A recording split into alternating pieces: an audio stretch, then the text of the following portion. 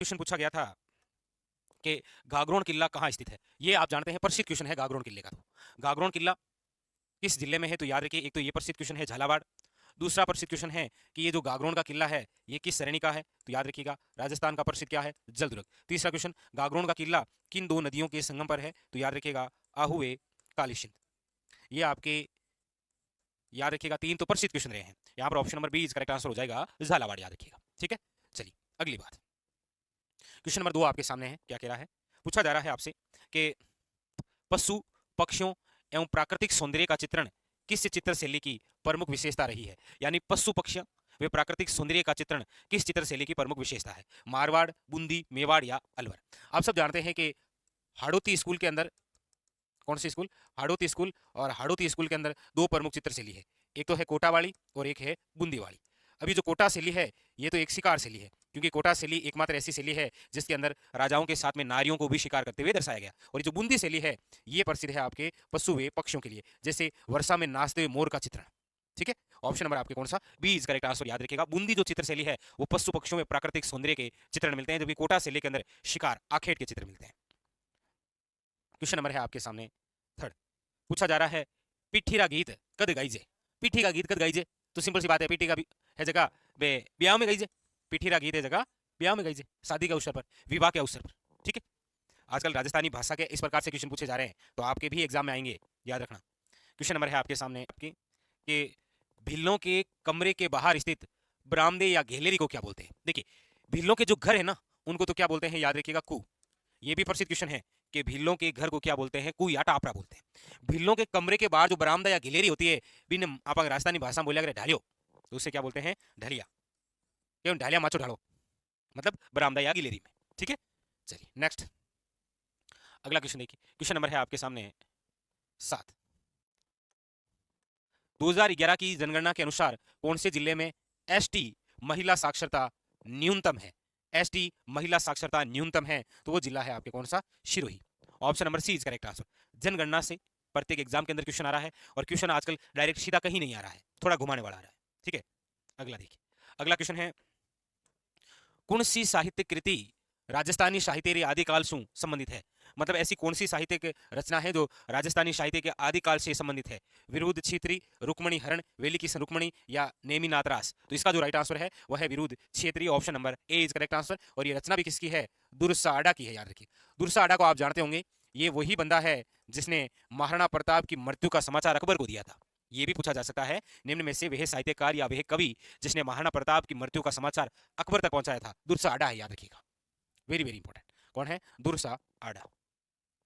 आगे अगला question, question number next, ये प्रसिद्ध हो चुका है। करौली परजामंडल हर एक शिफ्ट के अंदर आ रहा है। 1938 में करौली परजामंडल की स्थापना, करौली त्रिलोक कहाँ है, ये रहा त्रिलोक चंद्रमाथुर, याद रखिएगा, करौली त्रिलोक चंद्रमाथुर 1938। अगला देखिए, अगला है आपके सामने लोकनाट्य चार वेद निम्न में से किस चित्र सॉरी किस क्षेत्र से संबंधित है। चार वेद जो है नो निम्न में से किस क्षेत्र से संबंधित है। देखिए, ये जो चार वेद है ये मूलतः तो अफगान की है।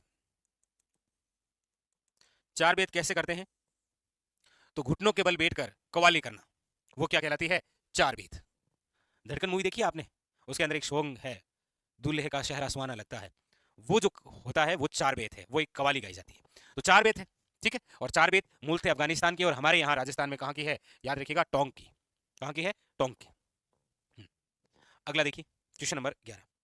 पिल्ले पत्थरों से निर्मित सोनार किला किस जिले में है। पिल्ले पत्थरों से निर्मित सोनार किला, लाल पत्थरों से निर्मित लालगढ़ कहाँ है, बीकानेर में। पिल्ले पत्थरों से निर्मित सोनार किला कहाँ पर है, जैसलमेर में, याद रखिएगा। ठीक है, और लाल पत्थरों से लालगढ़ कहाँ है, बीकानेर में। पिल्ले पत्थरों से निर्मित सोनार किला कहाँ है, जैसलमेर में। अगला अगला क्वेश्चन देखिए, क्वेश्चन नंबर है नेक्स्ट आपके साथ, ये रहा 12 नंबर। सिरोजम मृदा जिस जिले में मिलती है वो कौन सा है। अब देखिए, वैसे सिरोजम जो मृदा है वो अरावली क्षेत्र में है। अब आप कहेंगे सर अरावली क्षेत्र है तो 12 में तो अरावली है नहीं, ना झालावाड़ में है ना बाड़मेर में, अरावली बची जयपुर में। ऐसे राइट हो सकता है भाई, कहीं ना कहीं से तो लिंक जोड़ के हम सही कर ही सकते हैं। ठीक है, नेक्स्ट अगला अगला है कौन सा संत राजस्थान रानी है। ऐसे कौन से संत है जो राजस्थान के नहीं है। पिंपा जी आप जानते हैं, ये हमारे राजस्थान से ही संबंधित हैं। इनका वास्तविक नाम प्रताप सिंह, ये गागरोन के राजा थे पहले, दर्जी समुदाय के आराध्य देव। जाम्बू जी आप सब जानते हैं विष्णु संप्रदाय के प्रवर्तक हैं और विष्णु संप्रदाय की प्रमुख पीठ मुकाम धाम बीकानेर। संत लालदास जी है ये, जो आपके जन्म से तो मुस्लिम है और कर्म से हिंदू हैं। हमारे राजस्थान में जगह संत नहीं है, वह है अखा जी। Option number A is correct answer. ठीक है, नेक्स्ट अगला, एशिया की सबसे बड़ी जो तोप है जेबान तोप कहाँ रखी हुई है? जेबान तोप कहाँ पर है? तो आप सब जानते हैं जैसे जेबान और जैसे जयगढ़, जयपुर के अंदर जो है जेबान जयगढ़ जयपुर, आप सब जानते हैं इसका प्रयोग केवल एक ही बार किया गया था और इसका गोला जाकर गिरा था चाक्षु में, और चाक्षु के अंदर एक तालाब बना था गोलेलाव तालाब, याद रखिएगा क्या बना था? गोलेलाव तालाब, एशिया की सबसे बड़ी तोप जेबान तोप। एक आप मुझे कमेंट करके जरूर बताइएगा कि गर्भ गुंजन तोप कहाँ रखी हुई है, किस किले में है गर्भ गुंजन तोप? ये आपके लिए क्वेश्चन है, गर्भ गुंजन तोप। क्वेश्चन नंबर है आपके सामने 15, ग्रेनाइट, नाइस और शिस्ट चट्टानों के विखंडन से कौन सी मृदा का निर्माण होता है? ग्रेनाइट है, नाइस और अवशिष्ट चट्टानों के विखंडन से कौन सी मृदा का निर्माण होता है? काली, दोमट, या देखिए रेतीली तो तैतीस सागर का भाग है, ठीक है, दोमट है नदियों का भाग है, काली है या आपके ज्वालामुखी है, तो फिर बची कौन सी? बची है लाल पीली। Option number B is correct answer. कई बार जरूरी नहीं डायरेक्ट क्वेश्चन आए, ऑप्शन से निकाल सकते भाई, रेतीली ये तैतीस सागर है, यहाँ पर कोई ग्रेनाइट का लेना देना नहीं है। दोमट यानी कि आपके जलोढ़ है, ये नदियों से निर्मित है, कोई लेना देना नहीं है। काली मिट्टी है, ज्वालामुखी से निर्मित है, बची एक ऑप्शन में बी लाल पीली। अगला, किराड़ू का सोमेश्वर मंदिर किस मंदिर शैली से संबंधित है? अब किराड़ू का जो सोमेश्वर मंदिर है ये राजस्थान का खजुराहो है, इसे क्या बोलते हैं? राजस्थान का खजुराहो। और ये कहां पर है? तो सिंपल सी बात है बाड़मेर में। किराड़ू का सोमेश्वर जो मंदिर है वो किस जिले में है? बाड़मेर के अंदर, याद रखिएगा। और किस शैली में है? तो प्रतिहार कालीन है ये, गुर्जर प्रतिहार, ठीक है, महामारू शैली। नेक्स्ट अगला देखिए, झामर कोठड़ा खाने किसके लिए प्रसिद्ध है? ये प्रसिद्ध क्वेश्चन है। झामर कोठड़ा, रोक फास्फेट, उदयपुर। सबसे पहले तो ये झामर कोठड़ा कहां पर है? याद रखिएगा उदयपुर। कई बार तो क्वेश्चन ऐसे पूछता है कि रोक फास्फेट के लिए झामर कोठड़ा स्थान प्रसिद्ध है, किस जिले में है? उदयपुर में। किसके लिए प्रसिद्ध है? रोक फास्फेट, याद रखिएगा। तो रोक फास्फेट का सबसे बड़ा कारखाना झामर कोठड़ा उदयपुर में है। चलिए आगे अगला देखिए, अगला क्वेश्चन, क्वेश्चन नंबर आपके सामने 18 पूछा जा रहा है, उदयशाही, अमरशाही, खंजरशाही क्या है? उदयशाही, अमरशाही, खंजरशाही, ये सारी सारी क्या है? तो याद रखिएगा राजस्थानी पगड़ियों की शैली है ये। Option number C is correct answer. क्या है ये? पगड़ियां है, याद रखिएगा। अब इन शासकों के बारे में पढ़ते हैं तो पगड़ियां पढ़ते हैं आप। अगला है, राजस्थान री कौन सी बोली मध्य प्रदेश रा कई जिला में बोली जाए? राजस्थान की ऐसी कौन सी बोली है जो मध्य प्रदेश के कई जिलों में बोली जाती है? शेखावटी एमपी के साथ सीमा भी नहीं लगाता है ये तो, मेवाती है ये तो हरियाणा के साथ में है, वागड़ी है ये भी नहीं है, बची ऑप्शन नंबर डी मालवी, क्योंकि मालवा क्षेत्र है ना एमपी के साथ जुड़ा हुआ, उन जिलों के अंदर मतलब राजस्थान की जगह मालवी बोली है, मध्य प्रदेश का कई जिला बोली से, याद रखना है डी। नेक्स्ट अगला क्वेश्चन देखिए, ऊंट की खाल, ऊंट की खाल पर, अब सिंपल सी बात है ऊंट की खाल आ गया तो मेरे हिसाब से आगे बढ़ने की आवश्यकता है नहीं, क्योंकि ऊंट की खाल पर जो चित्रांकन है वो उस्ता कला है, उस्ता कला का ही दूसरा नाम मुनवती कला है, और ये कहां की प्रसिद्ध है? तो याद रखिएगा उस्ता कला, हिशामुद्दीन उस्ता, बीकानेर। नेक्स्ट अगला क्वेश्चन देखिए, क्वेश्चन नंबर है 21, निम्नलिखित गाय की नस्लों में से किसका मूल स्थान राजस्थान में माना जाता है? राजस्थान में माना जाता है थारपारकर, राठी, मालवी या फिर गिर। ये क्वेश्चन आपको, इसका आंसर आपको ही बताना है, बहुत इंपॉर्टेंट बड़ा शानदार सा क्वेश्चन है। निम्नलिखित गाय की कौन सी ऐसी नस्ल है जिसका मूल स्थान राजस्थान माना गया है? अब मेरे हिसाब से तो ये ऑप्शन से हो रहा है, कोई दिक्कत है नहीं, क्योंकि ऑप्शन में देखिए थारपारकर है, मालवी है, गिर है और राठी है। तो इसका जो आंसर है क्वेश्चन नंबर आपके सामने 21, और इसका आंसर आप सभी बताएंगे जो जो इस वीडियो से जुड़े, बहुत इंपॉर्टेंट, आपके एग्जाम के लिए भी इंपॉर्टेंट रहेगा ये। नेक्स्ट अगला देखिए, अगला है आपके सामने, निम्नलिखित में से राजस्थान में उगाई जाने वाली धान की किस्म नहीं है? ऐसी कौन सी धान की किस्म है जो हमारे राजस्थान में नहीं उगाई जाती है? रत्ना है, बाला है, गोविंद या ज्योति? तो इसका आंसर है ऑप्शन नंबर सी, याद रखिएगा ज्योति। ठीक है, अगला देखिए, अगला क्वेश्चन, क्वेश्चन नंबर है आपके सामने 23, ये रहा, आदिवासियों का कुंभ कहा जाने वाला बणेश्वर मेला किस जिले में है? अपरिचित क्वेश्चन है। आदिवासियों का कुंभ जिसे कहा जाता है बणेश्वर मेला, ये जिस जिले में है वो है आपके डूंगरपुर। यहाँ पर त्रिवेणी संगम जो है सोममाही जाखम का, याद रखिएगा बणेश्वर, और बणेश्वर धाम स्थापित करने वाले हैं संत माव जी। क्वेश्चन नंबर नेक्स्ट 24 देखिए क्या है, दूधवा खारा आंदोलन किस रियासत से संबंधित है? दूधवा खारा जो आंदोलन है वो किस रियासत से संबंधित है? देखिए दूधवा खारा जो स्थान है वो तो आपके चूरू जिले में है, और चूरू जिला आज भी किस संभाग का भाग है? बीकानेर का, और पहले भी ये किस रियासत का भाग था? बीकानेर। तो ऑप्शन नंबर यहाँ पर जो होगा वो है आपके सी। नेक्स्ट क्वेश्चन नंबर 25 देखिए, अमर सागर पवन ऊर्जा परियोजना किस जिले में है? अमर सागर जो पवन ऊर्जा परियोजना है वो आपके किस जिले में है? तो याद रखिएगा वो है आपके जैसलमेर में। पवन ऊर्जा का सर्वाधिक उत्पादन है वो जैसलमेर में ही होता है। अगला देखिए, संत माऊजी किस संप्रदाय के प्रवर्तक हैं? संत माऊजी, जिन्हें आप वागड़ का धनी कहते हैं, रामानुज संप्रदाय है क्या? आप कहेंगे नहीं सर, इसके तो है कृष्णदास बिहेरी। रामसनी संप्रदाय है क्या? नहीं। संत रामचरण जी है। निरंजनी संप्रदाय है क्या? नहीं। संत हरिदास जी, हरि सिंह शांकला जिनका वास्तविक नाम है। यहाँ पर ऑप्शन नंबर सी, निष्कलंकी संप्रदाय, option number C is correct answer. Next question number 27 देखिए क्या कह रहा है। कोटा के किस पॉलिटिकल एजेंट की हत्या 1857 विद्रोह के दौरान की गई थी? कोटा का है बर्टन, कोटा का है बर्टन, कोटा का है Burton, option number A is correct answer. Marwar का पूछे तो मारवाड़ का है मोशन, मारवाड़ का है मोशन, कोटा का है बर्टन। नेक्स्ट देखिए, अगला क्वेश्चन देखिए, क्वेश्चन नंबर है आपके सामने, अमर चूंदड़ी कहानी संग्रह रचनाकार है अमर चूंदड़ी, वो है आपकी नरसिंह रासपुरोहित। कौन है? Narasimha Rasapurohit, option number A. अगला देखिए, अगला है आपके यूनानी शासक मिनेंडर के सिक्के किस सभ्यता से प्राप्त हुए हैं? देखिए विगत एग्जाम के पेपर सोल्व करते हैं तो आगामी, अब ये क्वेश्चन इससे पिछले वाले एग्जाम में आया और देखिए डिटो आया। तो यूनानी शासक जो मिनेंडर है, इनकी जो मुद्राएं हैं वो हमें कहां से मिली है? तो याद रखिएगा बेराट। बेराट से एक क्वेश्चन और इंपॉर्टेंट बनता है, वो पूछता है अक्सर कि इंडो ग्रीक सिक्के कहां से मिले? इंडो ग्रीक सिक्के, तो याद रखिएगा बेराट से ही मिले हैं इंडो ग्रीक सिक्के। ठीक है, option number C is correct answer. Next देखिए, आपके सामने क्वेश्चन नंबर है 30, पूछा जा रहा है कुर्जा, पीपली, घुघरी और केवड़ा क्या है?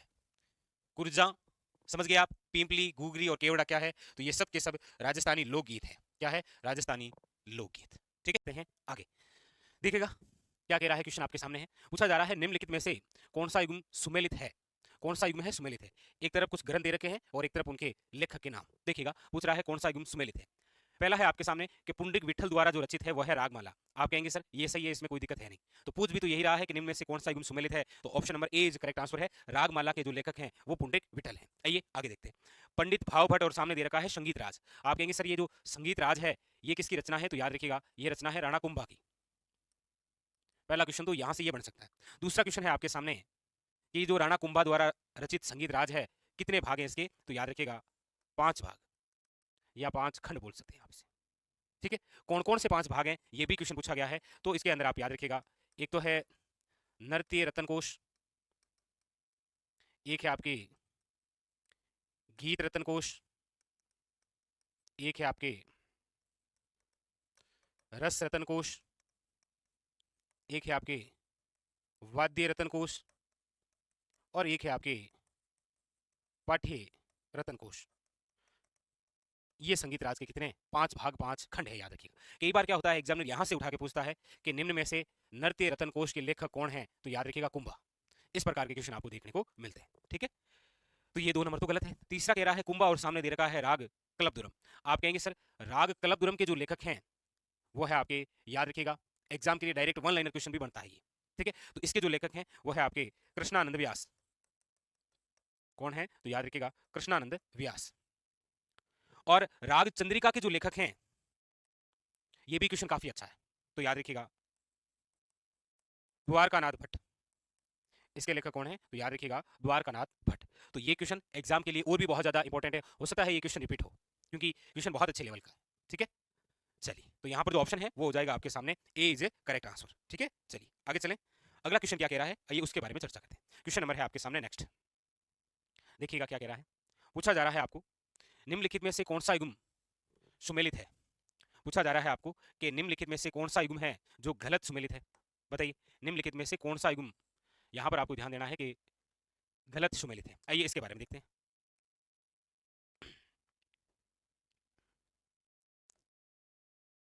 देखिए निम्नलिखित में से कौन सा युग्म गलत सुमेलित है? प्रश्न पढ़ते समय थोड़ा सा ध्यान रखना, यहां पर पूछा जा रहा है गलत सुमेलित कौन सा है। देखिए एक तरफ आपके दे रखे हैं कर्षक आंदोलन और एक तरफ दे रखे हैं इसके प्रमुख नेता।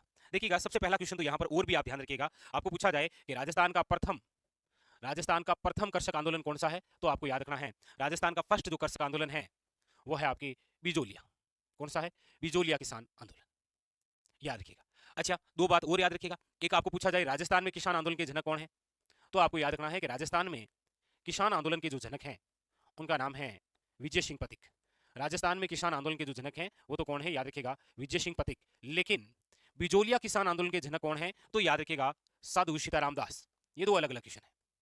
ठीक है, साधु सीताराम दास। ठीक है, आइए चर्चा करते हैं। देखिएगा, दे रखा है बेंगू किसान आंदोलन के जो प्रमुख नेता हैं वो है आपके सामने राम नारायण चौधरी।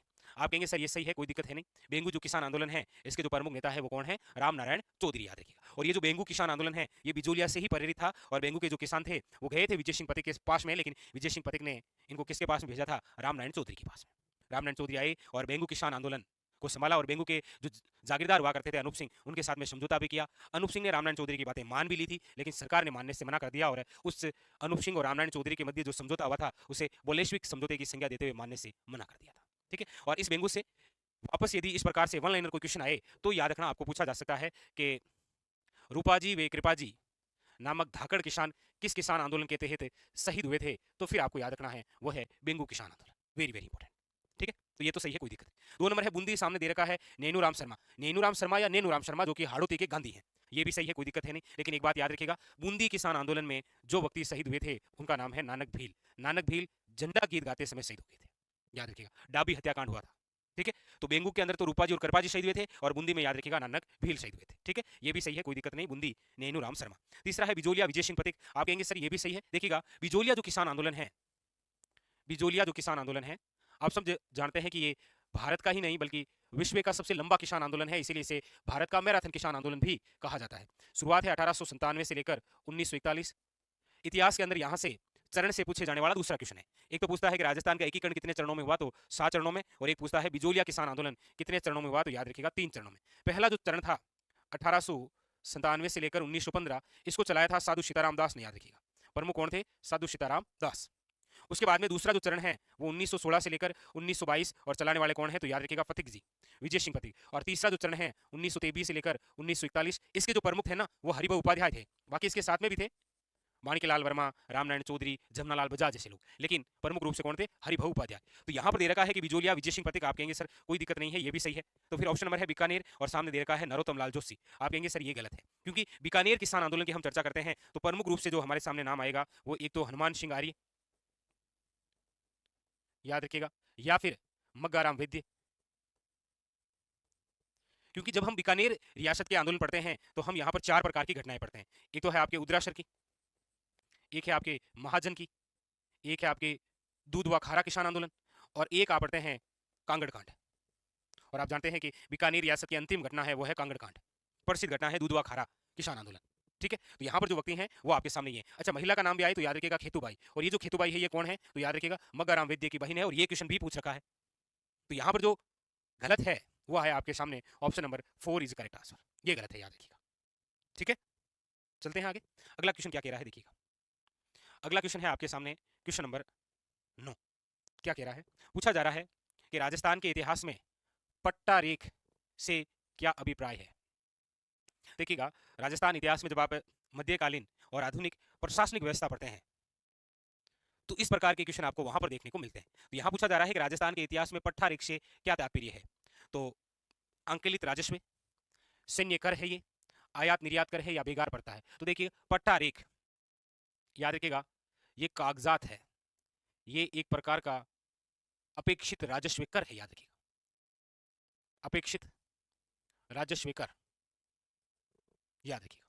पट्टा रेख कागजात क्या है, ये आपके वेरी वेरी इंपॉर्टेंट, याद रखिएगा। वन लाइनर क्वेश्चन बन सकता है, थ्योरेटिकल क्वेश्चन भी बन सकता है यहाँ से। ठीक है, तो ये आपके क्या है, आकलित राजस्व है, ये एक प्रकार का अपेक्षित राजस्व कर है। ठीक है, option number A is A correct answer. चलिए अगला क्वेश्चन देखिए, क्वेश्चन नंबर है आपके सामने 10।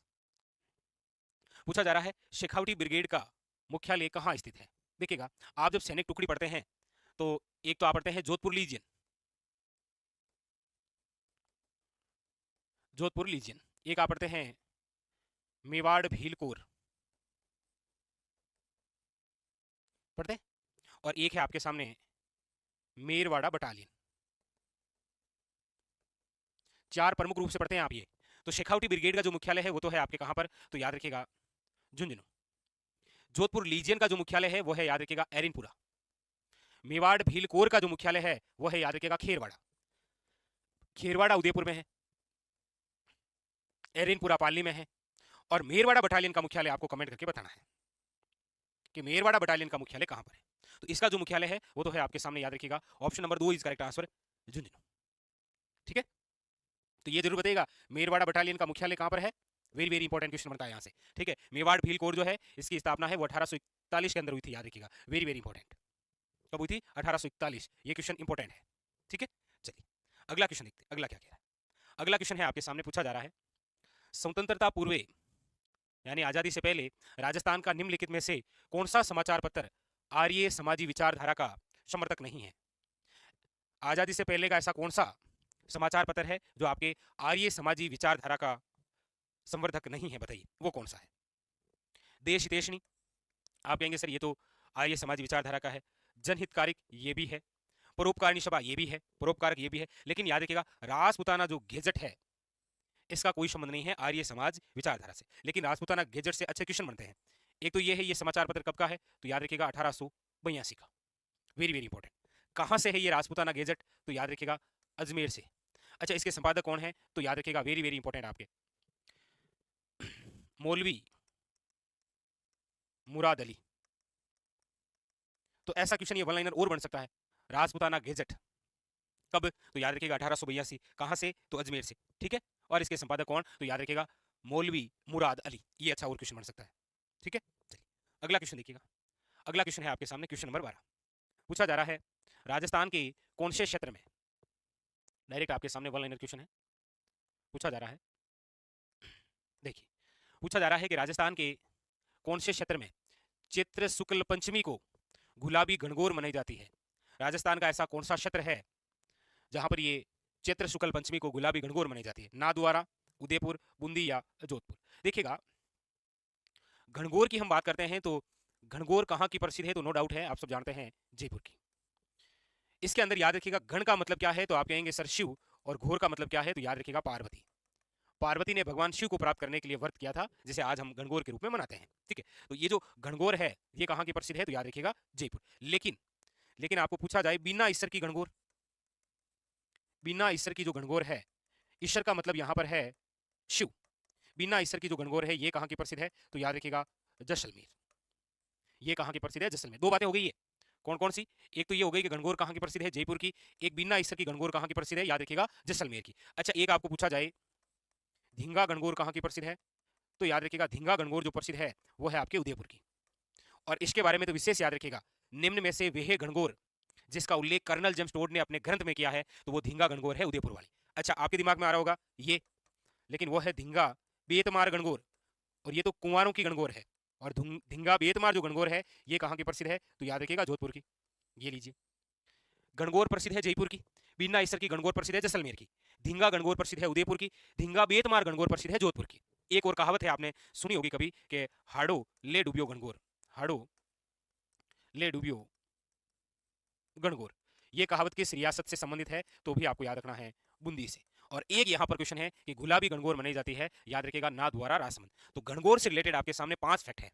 गणगौर कहाँ की प्रसिद्ध? के जयपुर की। बिना ईसर की गणगौर कहाँ की प्रसिद्ध है? कि जैसलमेर की। धींगा गणगौर कहाँ की प्रसिद्ध है? कि उदयपुर की। धींगा बेतमार गणगौर कहाँ की प्रसिद्ध है? कि जोधपुर की। हाड़ू ले डूबियो गणगौर कौन सी रियासत से संबंधित है? बूंदी से। और गुलाबी गणगौर कहाँ की प्रसिद्ध है? याद रखिएगा नाथद्वारा राजसमंद। बताइए सारे फैक्ट क्लियर हो गए? आगे चलते हैं। क्वेश्चन नंबर है आपके सामने 13, लीजिए। क्वेश्चन नंबर 13 क्या कह रहा है? इसके अंदर आपसे पूछा जा रहा है कि सुमेलित कीजिए। आपसे क्या पूछा जा रहा है? आपसे पूछा जा रहा है कि सुमेलित करना है इसको। देखिएगा, सुमेलित कीजिए। एक तरफ संस्था है और एक तरफ स्थापना वर्ष है। अच्छा, दिखाई नहीं दे रहा है क्या?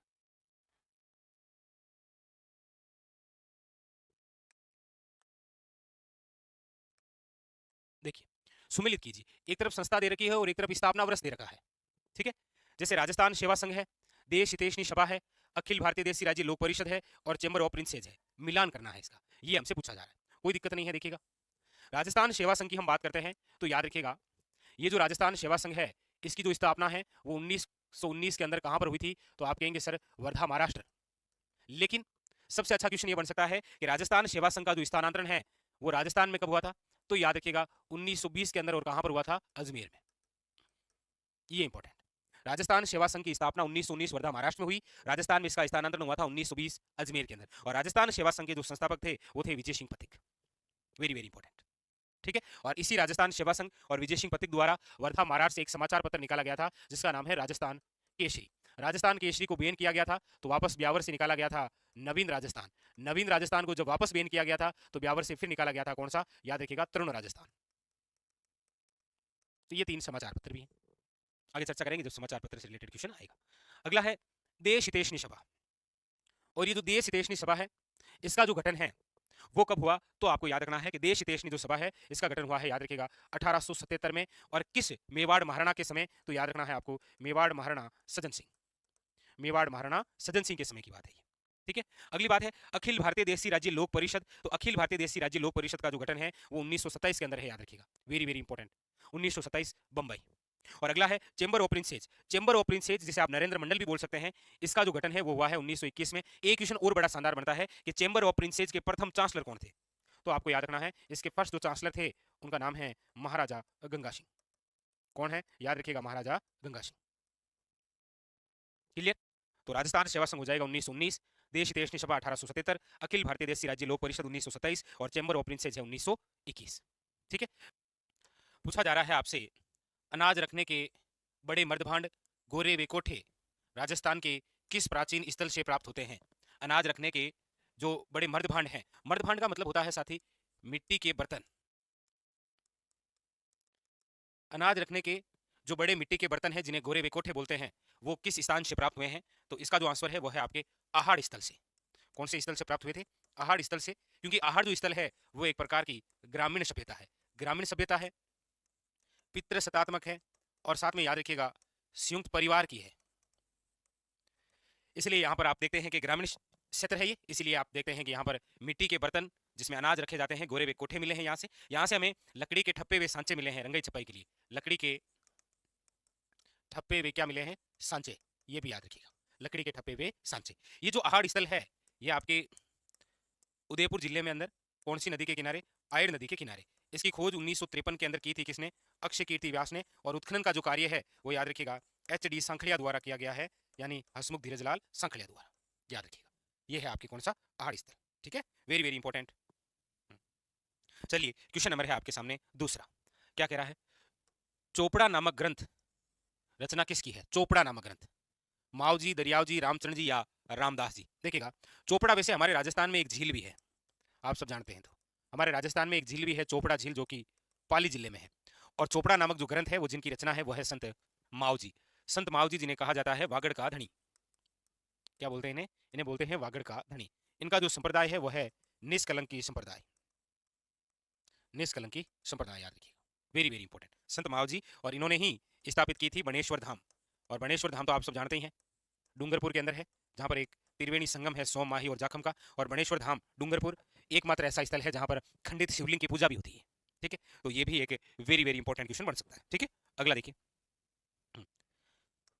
ईसर ईसरी की पूजा किस त्योहार पर की जाती है। बहुत अच्छा क्वेश्चन है, ईसर या ईशरी। ईसर का मतलब तो है भगवान शिव और ईशरी का मतलब है पार्वती जी। जिस प्रकार एक है घनघोर, घन का अर्थ है शिव, घोर का अर्थ है पार्वती। घनघोर के दिन ही पूजा की जाती है ईश्वर और ईश्वरी यानी कि शिव और पार्वती की। कई बार एग्जामिनर यहां से ऐसे क्वेश्चन पूछता है कि घनघोर में घन का अर्थ क्या है, तो याद रखिएगा ईश्वर, ईश्वर यानी कि भगवान शिव, घोर का अर्थ होता है पार्वती।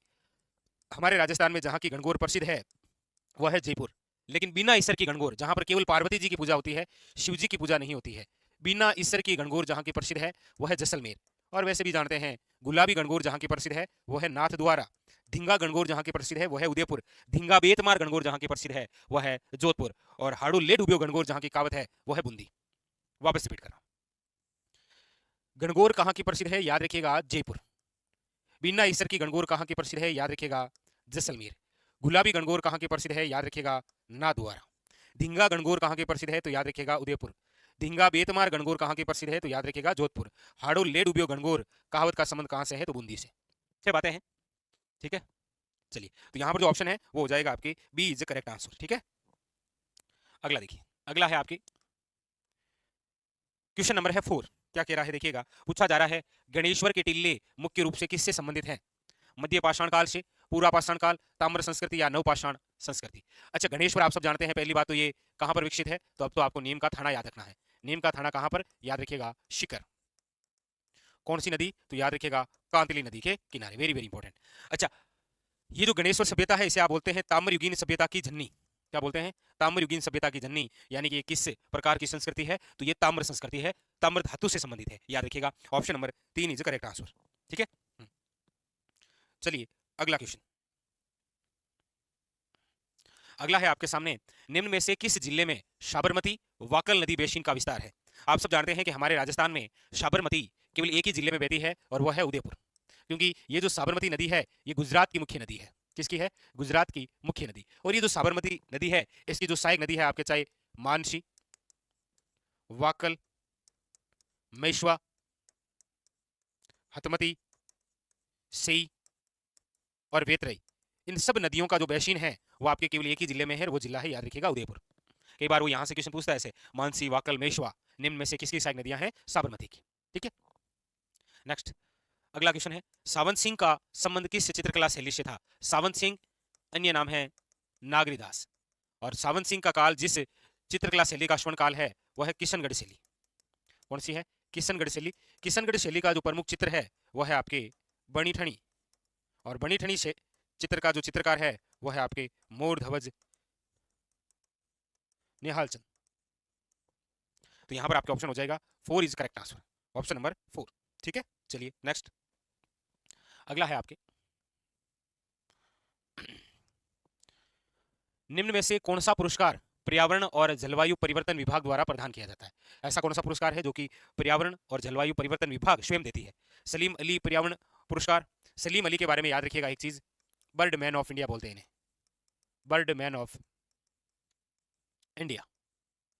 दूसरा ऑप्शन है कैलाश सांकला पर्यावरण संरक्षण। कैलाश सांकला के बारे में याद रखिएगा टाइगर मैन ऑफ इंडिया, बाघ संरक्षण के लिए प्रसिद्ध है ये, टाइगर मैन ऑफ इंडिया, बाघ संरक्षण से संबंधित है ये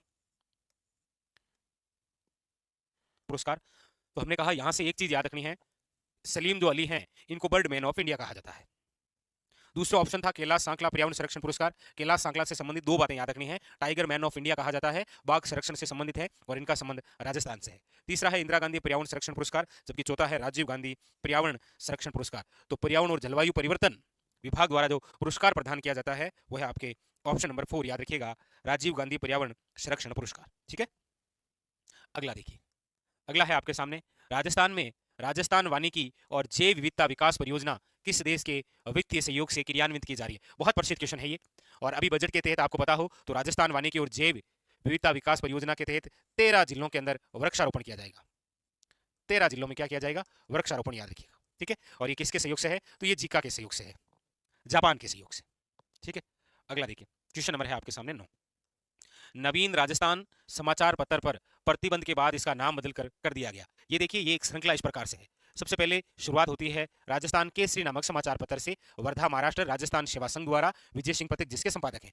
इस पर बैन लगा तो वापस अजमेर से निकाला गया था नवीन राजस्थान के नाम से। इस पर भी बैन लगा तो इसी का नाम बदलकर वापस निकाला गया था तरुण राजस्थान के नाम से। तो आपको यहां पर पूछा गया है कि नवीन राजस्थान प्रतिबंध हुआ तो क्या निकला था? याद रखिएगा, तरुण राजस्थान, याद रखिएगा, ये आपके ब्यावर अजमेर से है। ठीक है, अगला देखिए, अगला है जालोर के चौहानों की कुलदेवी निम्न में से कौन सी है? जालोर के चौहानों की कुलदेवी, तो जालोर के जो चौहान है कौन से? याद रखिएगा, सोनगरा चौहान। और सोनगरा चौहानों की जो कुलदेवी है वो है आपके आशापुरा माता। और आशापुरा माता का वैसे मेनली मंदिर तो बना है भड़ोज के अंदर, भड़ोज गुजरात में। ठीक है, और केवल चौहानों की कुलदेवी पूछी जाए तो याद रखिएगा वो है आपके शाकंभरी माता। ठीक है, वो कौन सी माता है? शाकंभरी माता। तो यहां पर हो जाएगा option number A is correct answer. चलिए, क्वेश्चन नंबर है आपके सामने 11। क्या पूछा जा रहा है? देखिए, थोड़ा थ्योरेटिकल है, याद रखिएगा। देखिए क्या पूछा जा रहा है,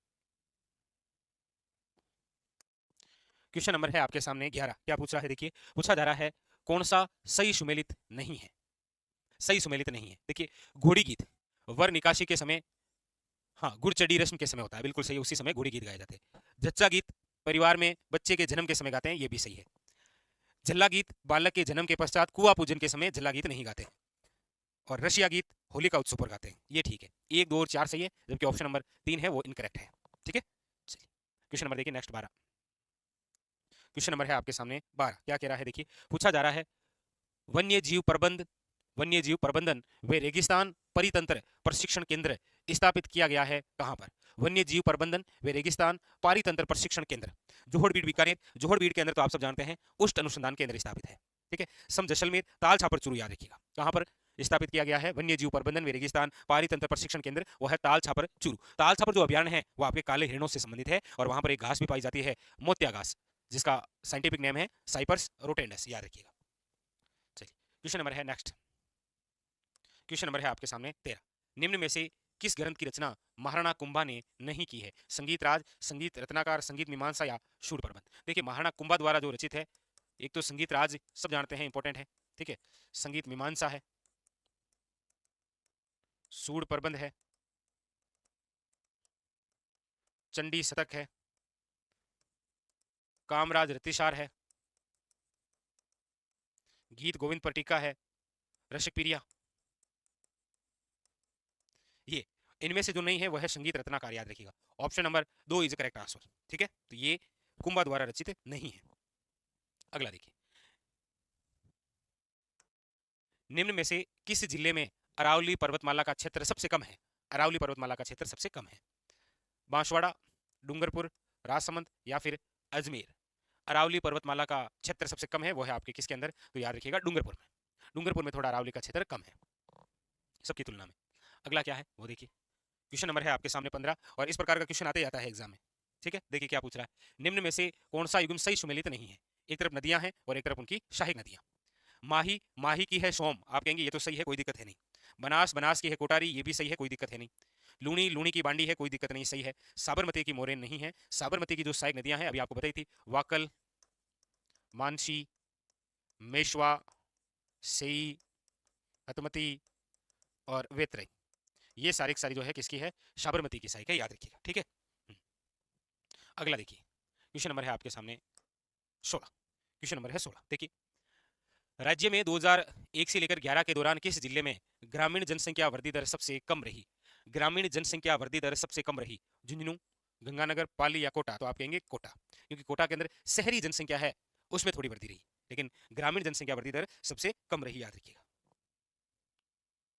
अगला, गोखरू आभूषण, गोखरू आभूषण मानव शरीर के किस अंग पर पहना जाता है? अंगुली में, नाक, कलाई या माथा? तो इसका राइट आंसर है ऑप्शन नंबर 3, गोखरू है वो कलाई में पहनते हैं, कहां पर? कलाई के अंदर, ठीक है। अगला देखिए, क्वेश्चन नंबर है 18, पूछा जा रहा है बाबा रामदेव की आराधना में किया जाने वाला नृत्य कौन सा है? जैसे आपको इसी प्रकार का एक पूछता है ना, जसनाती संप्रदाय से संबंधित कौन सा है वो तो फायर डांस है, अग्नि नृत्य। लेकिन रामदेव जी की आराधना में जो नृत्य है वो है तेरे ताली नृत्य, जिसका उद्गम है पादर पाली गांव, और करने वाली जो जाति है वो है कामड़ जाति की महिलाओं द्वारा, क्योंकि कामड़िया पंथ बसाने वाले रामदेव जी हैं। तो ऑप्शन नंबर है आपके 2 इज करेक्ट आंसर, तेरे ताली नृत्य, ठीक है। अगला देखिए, निम्न में से कौन सा युग्म है वो गलत है? निम्न में से कौन सा युग्म गलत है? एक तरफ आंदोलन है और एक तरफ नेता। कोटा के हैं आपके पंडित नैनूराम शर्मा, बूंदी के यहाँ बता रखा है चुनीलाल शर्मा, बांसवाड़ा के भूपेंद्र नाथ त्रिवेदी, प्रतापगढ़ के अमृतलाल पायक। प्रतापगढ़ के अमृतलाल पायक सही है, बांसवाड़ा के भूपेंद्र नाथ त्रिवेदी हैं, कोटा के पंडित नैनूराम शर्मा है, बूंदी के कांतिलाल जैन है, ठीक है। ये चुनीलाल शर्मा भी प्रतापगढ़ के हैं, याद रखना है, ठीक है। तो यहाँ पर आपके हो जाएगा option number 2 is correct answer. अगला देखिए, अगला है आपके सामने बहुत अच्छा क्वेश्चन, थ्योरेटिकल क्वेश्चन है आपके सामने, क्वेश्चन नंबर 20, निम्न में से किस जिले में अरावली के साथ साथ विंध्य क्रम के उच्चावच स्वरूप भी विद्यमान है? यानी कि ऐसा कौन सा जिला है जहां पर अरावली भी है और विंध्यन भूमि भी है? तो आपको पता होगा जहां पर अरावली और विंध्यन भूमि है वो कौन सा है? कोटा है, डूंगरपुर है, चित्तौड़गढ़ है या उदयपुर है? तो आप कहेंगे वो है आपके Chittorgarh, option number 3 is correct answer, ठीक है, याद रखिएगा चित्तौड़गढ़। अगला देखिए, वेरी वेरी इंपॉर्टेंट, क्या कह रहा है देखिए, राज्य में भूमि अवनयन के अंतर्गत सर्वाधिक क्षेत्र प्रभावित है। आप मिट्टी जब पढ़ते हैं तो एक चीज पढ़ते हैं अपर्दन, अपर्दन का मतलब होता है मिट्टी का कटाव या मिट्टी का स्थानांतरण, और हमारे राजस्थान में मिट्टी का कटाव या जो मिट्टी का स्थानांतरण है उसकी वजह हम 3 पढ़ते हैं। एक तो जल से मिट्टी का कटाव होता है, एक वायु से मिट्टी का कटाव होता है, और एक जो वर्षा जल है उससे भी होता है, लेकिन सर्वाधिक प्रभावित है वो वायु अपर्दन से है, हवा अपर्दन से है, पवन अपर्दन है, जो भी आप बोले। 21वें के अंदर 2 इज करेक्ट आंसर है, ठीक है। अगला देखिए, अगला है आपके सामने क्वेश्चन नंबर 22, निम्न में से वागड़ी, यहाँ पर ये वागड़ी है, ठीक है, वागड़ी बोली किन जिलों में बोली जाती है? बांगड़ी आता तो फिर ये हनुमानगढ़ हो जाता, बांगड़ी आता तो फिर हनुमानगढ़, और हनुमानगढ़ तो ऑप्शन में है नहीं, तो ये वागड़ी है, और वागड़ी बोली जाती है डूंगरपुर और बांसवाड़ा यानी कि वागड़ क्षेत्र में। कहां पर? वागड़ क्षेत्र के अंदर, याद रखिएगा, ठीक है। अगला देखिए, अगला भी थ्योरेटिकल क्वेश्चन है। राजस्थान में सूखे से निपटने हेतु नोडल विभाग कौन सा है? राजस्थान में सूखे से, तो जल संसाधन विभाग नहीं, आपदा प्रबंधन और राहत विभाग। आपदा आई है सूखे की तो उसके लिए राहत भी होगी, तो आपदा प्रबंधन व राहत विभाग इसकी क्या है, याद रखिएगा, नोडल एजेंसी या नोडल विभाग आप बोल सकते हैं। ठीक है, अगला देखिए, पूछ रहा है राज्य के किस जिले में वर्षा के वितरण में सर्वाधिक वर्षा परिसर देखने को मिलता है? सर्वाधिक वर्षा, राजसमंद, सिरोही, अलवर या फिर कोटा। तो राज्य के किस जिले में वर्षा के वितरण में सर्वाधिक वर्षा परिसर, मतलब वर्षा का जो वितरण होता है उसमें सर्वाधिक वर्षा परिसर। तो आप सब जानते हैं कि आप जब ये राजस्थान का मैप बनाते हैं इस प्रकार से, तो ये उत्तर दिशा है, ये आपके पश्चिम है, ये आपके पूर्व है और ये आपके दक्षिण है। और आप वर्षा के वितरण की बात करते हैं तो उत्तर पश्चिम से दक्षिण पूर्व की ओर आने पर सर्वाधिक वर्षा की बढ़ोतरी होती है, और यही पूछ रहा है सर्वाधिक वर्षा परिसर। तो उत्तर पश्चिम से दक्षिण पूर्व की ओर आएंगे तो वर्षा की मात्रा में बढ़ोतरी होगी, मतलब यहाँ पर जो जिला होगा उसी के अंदर। तो यहाँ पर कौन सा है, आप कहेंगे sir option number 4 is correct answer है आपके सामने, कोटा। कौन सा है, याद रखिएगा, कोटा। ठीक है, 1857 ईस्वी के प्रथम स्वतंत्रता संग्राम में अंग्रेजों के विरुद्ध झांसी की रानी लक्ष्मीबाई और तांत्या टोपे को अपनी सेनाओं के वेतन और रसद हेतु धन किसने उपलब्ध करवाया था? सीधा सीधा पूछ रहा है ये कि 1857 का जो स्वतंत्रता संग्राम हुआ था उसके अंदर झांसी की रानी लक्ष्मीबाई और ग्वालियर के विद्रोही नेता तांत्या जो टोपे थे, इनको आर्थिक सहायता यानी कि धन किसने उपलब्ध करवाया था? ऑप्शन है आपके सामने, डूंगजी जवाहर जी, सेठ अमरचंद बाठिया, कुंवरदीप सिंह या महाराजा मान सिंह। तो आप सब जानते हैं कि इन दोनों को आर्थिक सहायता देने वाले जो व्यक्ति थे वो थे अमरचंद बाठिया। ये जो अमरचंद बाठिया है ये बीकानेर के थे। ये कहाँ के थे? बीकानेर के। लेकिन ग्वालियर के अंदर ये व्यापार किया करते थे, इसीलिए ग्वालियर के अंदर लोग इन्हें नगर सेठ के नाम से भी जानते हैं। नगर सेठ किसे कहा जाता है? याद रखिएगा, अमरचंद बाठिया। इन्होंने इनको धनराशि यानी कि आर्थिक सहायता की थी। लेकिन जब अंग्रेजों को पता चला तो कहते हैं कि अमरचंद जो बाठिया है इनको 22 जून 1858 को ग्वालियर के सरापा बाजार में एक पेड़ से लटका दिया। सरापा बाजार में एक पेड़ से लटका दिया था अंग्रेजों ने, ताकि आगे चलकर कोई भी भारतीय इस प्रकार के जो विद्रोही नेता है इनकी सहायता न कर पाए। इसीलिए आप पढ़ते हैं कि अमरचंद बाठिया को राजस्थान का मंगल पांडे कहा जाता है। राजस्थान का क्या बोलते हैं? मंगल पांडे। और राजस्थान में ही अमरचंद बाठिया को कहा जाता है 1857 क्रांति का भामाशाह। 1857 क्रांति का भामाशाह, याद रखिएगा। ये कौन है आपके? सेठ अमरचंद बाठिया। ठीक है, चलिए आगे बढ़ते हैं। क्वेश्चन नंबर है आपके सामने दूसरा, क्या कह रहा है देखिएगा। पूछा जा रहा है आपको यहां पर, पथिक ने किस समाचार पत्र के माध्यम से बिजोलिया कर्षक आंदोलन को अन्य भारतीय समाचार पत्रों तक पहुंचा दिया था? सरल लैंग्वेज में कहे तो यह क्वेश्चन पूछा जा रहा है कि बिजोलिया जो कर्षक आंदोलन है, यह आंदोलन किस समाचार पत्र के माध्यम से पूरे भारत में चर्चित हुआ था? तो आप कहेंगे सर वो समाचार पत्र है प्रताप। ये जो प्रताप नामक समाचार पत्र है ये कहां से निकला करता था? तो याद रखिएगा, कानपुर से। इसके संपादक कौन थे? याद रखिएगा, गणेश शंकर विद्यार्थी। इसके संपादक कौन थे? गणेश शंकर विद्यार्थी। बस इन्हीं के सहयोग से बिजोलिया किसान आंदोलन को पूरे भारत में पहचान मिली थी। इसीलिए विजय सिंह पथिक ने गणेश शंकर विद्यार्थी को चांदी की राखी भेजकर आभार जताया था। ठीक है, और ये जो विजय सिंह पथिक हैं, याद रखिएगा, राजस्थान में किसान आंदोलन के जनक कहलाते हैं। राजस्थान में किसान आंदोलन के जनक। इनसे एक क्वेश्चन और भी बड़ा शानदार बनता है कि ये जो विजय सिंह पथिक है इनका वास्तविक नाम क्या है? तो याद रखिएगा, भूप सिंह गुज्जर। ये भी पूछ लिया जाता है कि विजय सिंह पथिक जो है इनका संबंध कहां से है? तो याद रखिएगा, ये आपके यूपी के बुलंदशहर के गुंठावली गांव के थे। याद रखिएगा, गुंठावली गांव के। लेकिन एक क्वेश्चन जो आपको कमेंट बॉक्स के अंदर बताना है, विजय सिंह पथिक ने राजस्थान में कौन सी सीट से विधानसभा का चुनाव लड़ा था? विधानसभा का चुनाव कहां से लड़ा था इन्होंने, ये आपको कमेंट बॉक्स के अंदर जब बताना है। ठीक है, इंतजार रहेगा आपके कमेंट का। चलिए आगे चलिए, कंप्लीट। क्वेश्चन नंबर है आपके सामने तीसरा, क्या कह रहा है देखिए। क्वेश्चन नंबर 3 आपसे पूछा जा रहा है, निम्न में से किस संस्था ने अछूतों की शिक्षा के लिए चूरू में कबीर पाठशाला की स्थापना की थी? देखिएगा, जब आप बीकानेर परजामंडल पढ़ते हैं, कौन सा? बीकानेर परजामंडल, तो आप पढ़ते हैं कि इस परजामंडल के तहत जन जागृति लाने का जो कार्य किया था वो जिस सभा द्वारा किया गया था वो है आपके सर्वे हितकारिणी सभा। ये जो सर्वे हितकारिणी सभा है, इसका जो गठन है वो 1907 के अंदर स्वामी गोपाल दास द्वारा किया गया था। ठीक है, और इसी सर्वे हितकारिणी सभा द्वारा, ये सभा कहां पर, याद रखिएगा 1907 चूरू के अंदर स्थापना है, और इसी सभा द्वारा दो पाठशालाएं खोली गई थी, एक तो कबीर पाठशाला और एक याद रखिएगा पुत्री यानी कि कन्या पाठशाला। और पूछा यही गया है कि ये कबीर पाठशाला किस संस्था द्वारा है, तो याद रखिएगा सर्वे हितकारिणी सभा, जिसका गठन 1907 चूरू के अंदर स्वामी गोपाल दास द्वारा किया गया। ठीक है, चलिए अगले क्वेश्चन की ओर बढ़ते हैं। क्वेश्चन नंबर है आपके सामने 4। लीजिए क्या पूछ रहा है, पूछा जा रहा है भिल्लों में धर्म सुधार के लिए भगत पंथ स्थापना किसने की थी। तो आप सब जानते हैं कि भिल्लों के लिए जो भगत पंथ चलाया वही भगत आंदोलन कहलाया, और भगत आंदोलन करने वाले जो व्यक्ति थे प्रमुख, जिनके निर्देशन में हुआ था, वो है आपके गोविंद गुरु। गोविंद गुरु ने दो कार्य किए थे, एक तो भगत पंथ की भी स्थापना की थी इन्होंने, और एक भिल्लों के अंदर आपसी भाईचारे के लिए सम सभा की स्थापना भी की थी।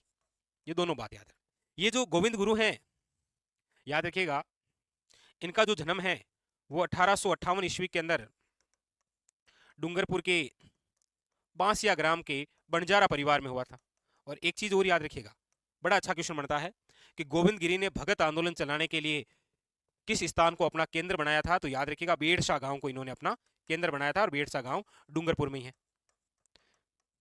बांसिया ग्राम में इनका जन्म हुआ था गोविंद गिरी का। ठीक है, याद रखिएगा। तो ऑप्शन नंबर हो जाएगा आपके सामने 2 इज करेक्ट आंसर। नेक्स्ट अगला देखिएगा, अगला है आपके सामने क्वेश्चन नंबर 5।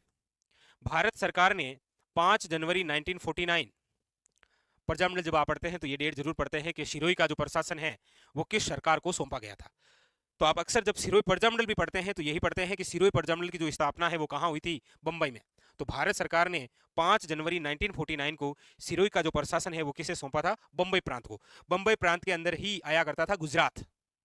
ठीक है, इसलिए आप अक्सर ये भी पढ़ते हैं कि माउंट आबू जो क्षेत्र है सिरोही का, उसे गुजरात में विलय किया जा रहा था, लेकिन आगे चलकर फिर आपके भाषा के आधार पर पुनर्गठन हुआ तो हमें माउंट आबू मिला। और वैसे माउंट आबू मिलने की वजह हतल गांव है, और हतल गांव के एक व्यक्ति जिनका नाम है गोकुल भाई भट्ट, जो हमारे राजस्थान के गांधी कहलाते हैं।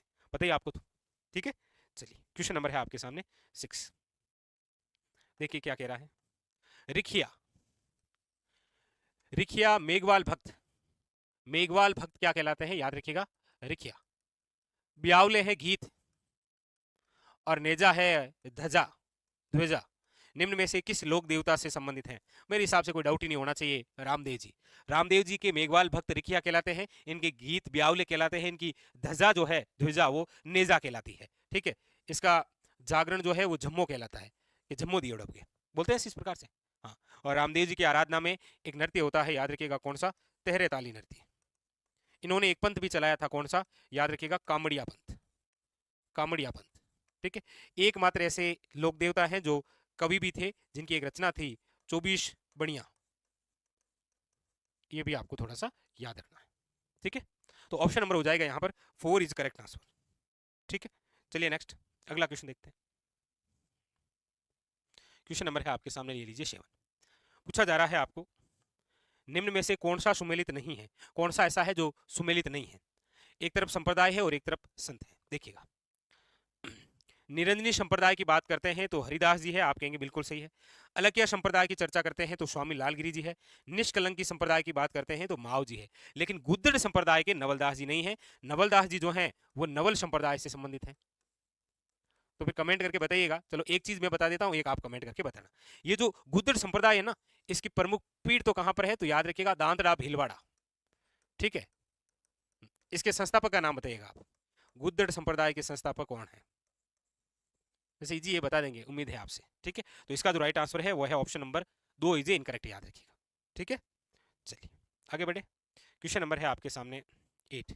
क्या पूछ रहा है, देखिए झाला हवेली किस किले में है। देखिएगा झाला, झाला फैमिली, झाला याद रखिएगा किस जिले या किस महल में है, तो याद रखिएगा कोटा के महल में है वो। ठीक है, option number A is correct answer. ठीक है, क्वेश्चन नंबर है आपके सामने, देखिएगा नेक्स्ट क्या कह रहा है। क्वेश्चन नंबर 9 पूछा जा रहा है चित्रकार मोहम्मद शाह, जिन्होंने भगवान कृष्ण का चित्रांकन अपने चित्रों में किया, वो किससे संबंधित है।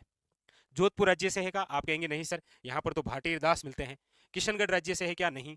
बीकानेर राज्य के अंदर नहीं, ये जो है संबंधित है आपके जयपुर राज्य से, याद रखिएगा। मोहम्मद शाह नाम पढ़ते हैं अक्सर आप चित्रकार का, तो यहाँ पर ऑप्शन नंबर हो जाएगा आपके सामने 3 इज करेक्ट आंसर। नेक्स्ट देखिए अगला। अगला है आपके घुड़ला का त्योहार किसकी स्मृति में मनाया जाता है। देखिए घुड़ला का त्योहार कौन से क्षेत्र में मनाया जाता है, पहला क्वेश्चन मारवाड़।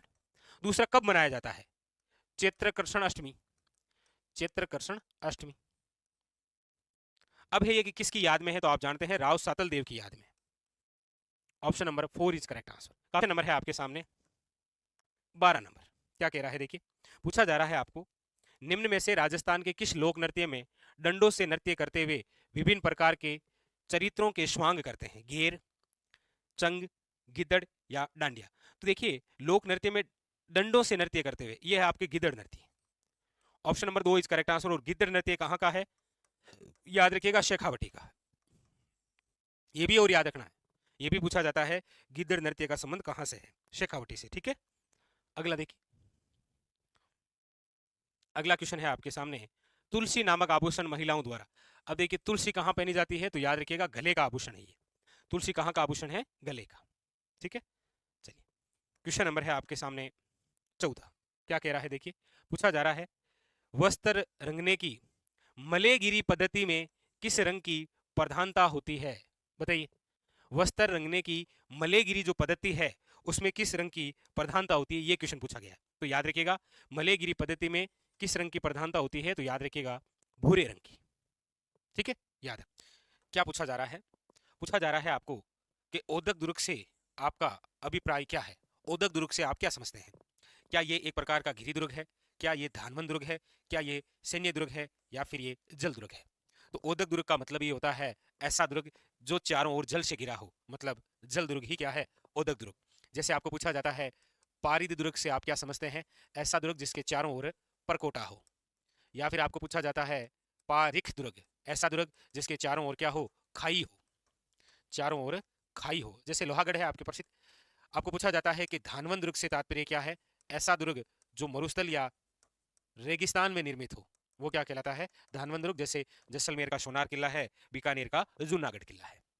ठीक है, और ऐसा भी पूछे कि राजस्थान का प्रसिद्ध जल दुर्ग कौन सा है, तो याद रखिएगा गागरोन का किला, ये प्रसिद्ध जल दुर्ग है। और गागरोन का किला कहां पर है, झालावाड़ में, जो याद रखिएगा गंगधार उच्च भूमि पर बना है, मतलब बिना नींव का है ये। ठीक है, तो यहाँ पर ऑप्शन नंबर हो जाएगा आपके D is A correct answer. ठीक है, आइए क्वेश्चन नंबर है आपके सामने दूसरा।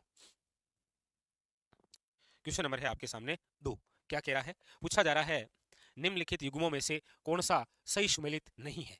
एक तरफ वन्य जीव अभ्यारण्य है और एक तरफ उनकी लोकेशन है। तो देखिए वन विहार कहां पर है, धौलपुर में। धौलपुर के अंदर 3 अभ्यारण्य है, याद रखिएगा, वन विहार, आपके केसरबाग, और याद रखिएगा रामसागर। ये तीनों तीनों कहां पर है, धौलपुर में। फुलवार की नाल बिल्कुल ठीक है, उदयपुर में।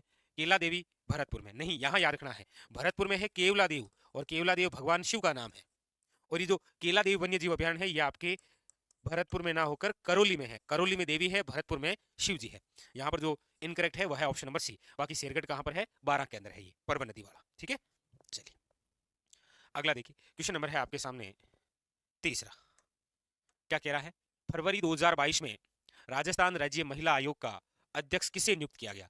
फरवरी 2022 के अंदर सुमन शर्मा, अंजना मेघवाल, सुमित्रा जैन या रेहाना रियाज चिश्ती। तो आप कहेंगे sir Rehana Riaz Chishti. Option number D is correct answer. Current से संबंधित क्वेश्चन है, आपके एग्जाम के लिए इंपॉर्टेंट बन सकता है। ठीक, अगला देखिए क्वेश्चन नंबर है आपके सामने नेक्स्ट, ये रहा 5 नंबर। क्या कह रहा है देखिए, क्वेश्चन नंबर है आपके सामने 5। हाँ देखिए, निम्न में से कौन सा राजस्थान के बांगड़ प्रदेश का भाग नहीं है, बांगड़ प्रदेश का भाग नहीं है। शेखावटी, गग्गर, बनास या गोडवाड़। आप कहेंगे सर ये जो बनास बेसिन है ये बांगड़ प्रदेश का भाग नहीं है। बनास बेसिन जो है ये आपके पूर्वी मैदानी प्रदेश का भाग है। किसका है, पूर्वी मैदानी प्रदेश। और बांगड़ प्रदेश यानी कि शेखावटी हो, चाहे गग्गर हो और चाहे घोड़वाड़, ये तीनों मरुस्थलीय प्रदेश के भाग हैं, जबकि बनास किसका भाग है, पूर्वी मैदानी प्रदेश का, याद रखना है। ठीक है, नेक्स्ट देखिए अगला क्वेश्चन नंबर है आपके सामने 6। जाखम सिंचाई परियोजना राजस्थान के कौन से जिले में स्थित है। अब जाखम बांध, जाखम नदी, जाखम सिंचाई परियोजना एक ही है, वो जिला कौन सा है, याद रखिएगा प्रतापगढ़। जाखम बांध भी यही है जो कि आपके राज्य का सबसे ऊंचा बांध है, ठीक है, प्रतापगढ़। चलिए नेक्स्ट क्वेश्चन नंबर 7 तो आपके मैथ रीजनिंग का होगा। चलिए क्वेश्चन नंबर 8 बड़ा इंपॉर्टेंट है, लीजिए क्वेश्चन नंबर है आपके सामने 8। क्या कह रहा है देखिए, निम्नलिखित में से कौन सी एक खरीफ की फसल नहीं है? खरीफ की फसल नहीं है। अब इससे इजी क्या होगा, जबकि आपको पता है कि रबी की प्रसिद्ध फसल गेहूं है, तो गेहूं है वो खरीफ की नहीं है, वो रबी की फसल है, ठीक है। अगला देखिए क्वेश्चन नंबर है आपके सामने 9। ये थोड़ा थ्योरेटिकल क्वेश्चन है। क्या पूछ रहा है देखिए, मौसम विज्ञान के अनुसार सामान्य वर्षा से 51% वे अधिक वर्षा में कमी होने पर खाली जगह सूखा कहलाता है। सामान्य सूखा, भयंकर सूखा, मध्यम सूखा या नहीं? क्या कह रहा है वापस देखिए, मौसम विभाग के अनुसार सामान्य जो वर्षा है से 51% वे अधिक वर्षा में कमी होने पर, वर्षा हो रही उसमें यदि कमी होगी तो फिर जो सूखा होगा वो कैसा होगा? भयंकर सूखा ही होगा, क्योंकि बारिश तो वैसे भी कम ही हो रही है और उससे भी कम हो जाएगी तो फिर सूखा ही होगा। क्वेश्चन नंबर था ये आपके सामने 9। अगला देखिए क्वेश्चन नंबर 10 क्या कह रहा है। क्वेश्चन नंबर 10 लीजिए, क्वेश्चन नंबर 10 है आपके सामने और पूछा जा रहा है आपको, कांसे की मूर्ति में ज्यादातर क्या होता है? अब सिंपल सी बात है, ये डायरेक्ट नहीं पूछ रहा है कि कांसा में क्या होता है, जबकि कांसा बनता ही तांबा और टिन से है। ये याद है? आप कहेंगे ऑप्शन नंबर डी, क्योंकि तांबा मीन्स कॉपर, कॉपर और टिन से मिलकर बनता है कांसा। बाकी इसने ऐसे पूछ लिया कि मूर्ति में ज्यादातर क्या होता है, एक ही बात है। अगला देखिए 11 नंबर आपके मैथ का हो गया। हाँ, क्वेश्चन नंबर 12। क्वेश्चन नंबर 12 क्या कह रहा है देखिए, पूछा जा रहा है प्रसिद्ध कुंभ श्याम मंदिर कहाँ स्थित है? चित्तौड़गढ़, आमेर, मंडोर या कुंभलगढ़? तो प्रसिद्ध जो है वो है चित्तौड़गढ़ के अंदर, ये कुंभा द्वारा निर्मित है, ठीक है। किसके द्वारा निर्मित है? कुंभा द्वारा। नाचना खाली जगह की एक नस्ल है। नाचना जो है वो किस प्रकार की नस्ल है? याद रखिएगा, नाचना ऊंट की नस्ल है जो कि आपके जैसलमेर में पाई जाती है, क्योंकि जैसलमेर में गांव है नाचना गांव, है ना, वही। अगला देखिए, अगला क्वेश्चन है आपके सामने, क्वेश्चन नंबर है 35। क्वेश्चन नंबर है 35। जालोर के चौहान वंश, और जालोर के चौहान वंश क्या कहलाए हैं? सोनगरा चौहान। तो जालोर के जो सोनगरा चौहान है उनकी जो कुलदेवी है, याद रखिएगा, आशापुरा माता। पूछा जाता है जालोर के सोनगरा चौहानों की कुलदेवी आशापुरा माता। यहाँ पर जो वंश के संस्थापक थे उनका नाम है कीर्तिपाल। कीर्तिपाल, जिन्हें कीतु एक महान राजा की उपाधि है मुनोत नैन्सी द्वारा, और इनको एक और उपाधि है राजेश्वर की, और ये उपाधि है सुंदा पर्वत अभिलेख में। ये जो कीर्तिपाल है ये नाडोल के निवासी थे, नाडोल से आए थे जालोर, जहां पर परमारों को पराजित किया था और जालोर के अंदर चौहान वंश की नींव रखी थी। तो वे कीर्तिपाल वही है, और अंतिम जो शासक है वो कानर देव सोनगरा, जालोर के सबसे शक्तिशाली शासक। अगला देखिए क्वेश्चन नंबर है आपके सामने 36।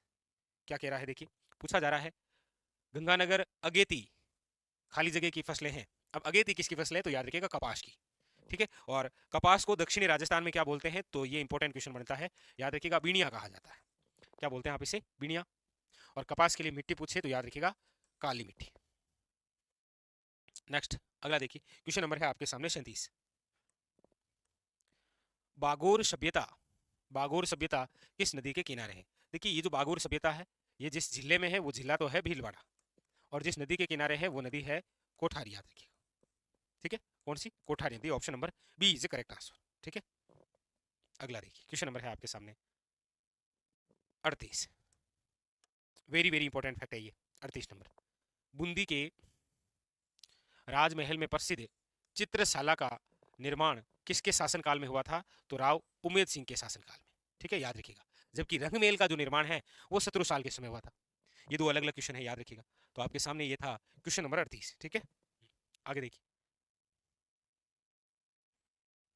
ये तो साइंस का, ठीक है। चलिए हाँ, क्वेश्चन नंबर 41 आपके सामने क्या कह रहा है? क्वेश्चन नंबर 41 देखिए, निम्नलिखित अभ्यारण्यों में से कौन सा अभ्यारण्य उड़न गिलहरी के लिए प्रसिद्ध है? उड़न गिलहरी बोल सकते हैं आप, ऐसा भी पूछा जा सकता है। चौसिंगा के लिए प्रसिद्ध कौन सा है? पूछा तो आपको ऐसे भी जा सकता है, चित्तल की मातृभूमि के लिए कौन सा अभ्यारण्य प्रसिद्ध है? पूछा तो आपको ये भी जा सकता है कि राजस्थान का वह अभ्यारण्य जो सागवान वृक्ष के लिए इंपॉर्टेंट है। तो ये सब का सब अभ्यारण्य सीता माता अभ्यारण्य है, याद रखिएगा, प्रतापगढ़ वाला। Option number C. Question number है आपके सामने 42। क्या कह रहा है? पूछा जा रहा है निम्नलिखित में से कौन सा शून्य बजट प्राकृतिक खेती के 4 स्तंभ में शामिल नहीं है? जीवामृत है, अच्छा दाना भी है, बीजामृत भी, शुरुआत है, ये कुछ नहीं है। जो शून्य बजट प्राकृतिक खेती के 4 स्तंभों में नहीं है वो है आपके शुरुआत वाला नहीं है। ठीक है, अगला देखिए क्वेश्चन नंबर है आपके सामने 43। ये तो साइंस से रिलेटेड, हाँ ये रहा क्वेश्चन नंबर 44। क्या कह रहा है देखिए, पूछा जा रहा है आपको मत्स्य संघ का राज प्रमुख किसे नियुक्त किया गया था। मत्स्य संघ राजस्थान एकीकरण का प्रथम चरण 18 मार्च 1948 और पूछ रहा है राज प्रमुख। राज प्रमुख वो बने थे, वो थे धौलपुर के महाराजा जिनका नाम है उदयभान सिंह। कौन बने थे? उदयभान सिंह, वसुंधरा राजे सिंधिया के ससुर।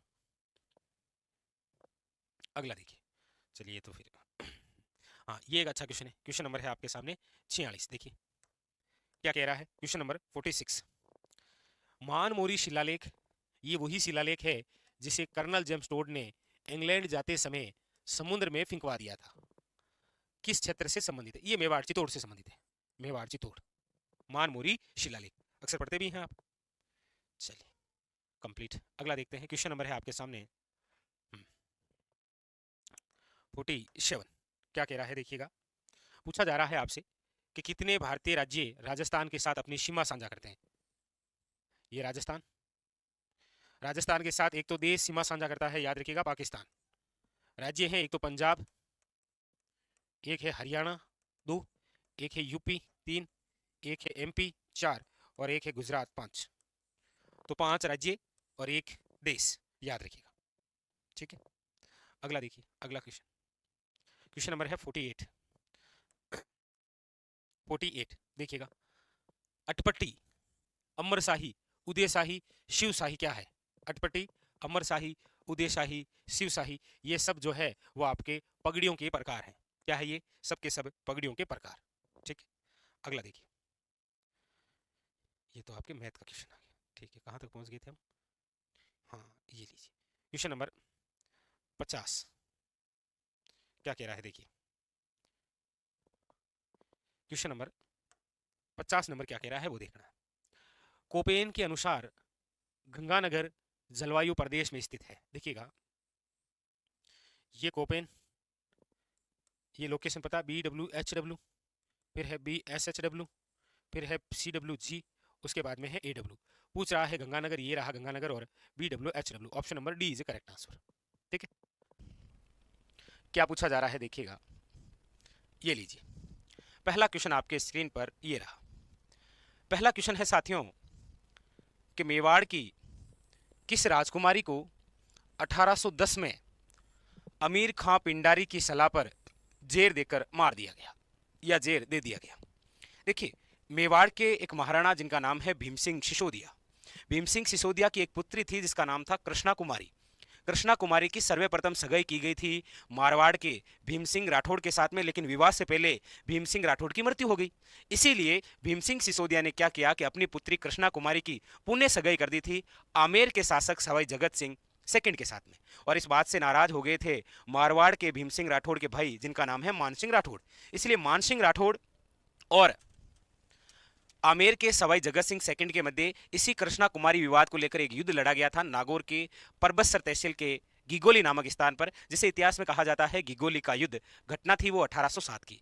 इस प्रकार की जब घटना हुई कि एक राजकुमारी को लेकर दो बड़ी रियासतें आपस में लड़ने लगी, तब अमीर खां पिंडारी की सलाह पर भीम सिंह सिसोदिया द्वारा अपनी ही पुत्री को जहर देकर मार दिया गया, जिसे इतिहास में मेवाड़ का दूसरा कलंक कहा जाता है। मेवाड़ का प्रथम कलंक है उदा द्वारा अपने पिता कुंभा की हत्या करना, और मेवाड़ का दूसरा कलंक है कृष्णा कुमारी को जहर देकर मारना। इसीलिए क्वेश्चन इंपॉर्टेंट है।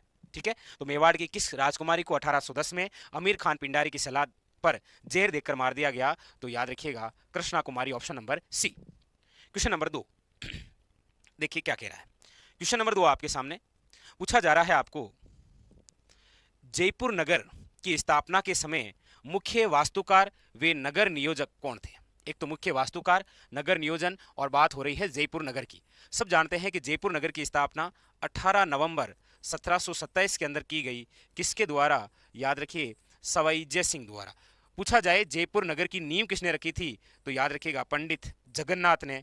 और मुख्य वास्तुकार कौन थे, तो याद रखिएगा विद्याधर भट्टाचार्य। ये जो जयपुर नगर है, याद रखिएगा सिंधु घाटी सभ्यता की तर्ज पर बसा हुआ राजस्थान में एकमात्र नगर है। कौन सा, जयपुर नगर। तो ऐसा कभी पूछ लिया जाए कि राजस्थान का वह नगर जो सिंधु घाटी सभ्यता की तर्ज पर बसा हुआ है, जयपुर नगर, और जयपुर नगर की स्थापना के बारे में जो उल्लेख हमें ग्रंथ करता है वो है, याद रखिएगा, बुद्धि विलास। और आप जरूर कमेंट करके बताइए बुद्धि विलास जो ग्रंथ है इसके लेखक कौन है। तो यहां पर option number B is correct answer, Vidyadhar Bhattacharya.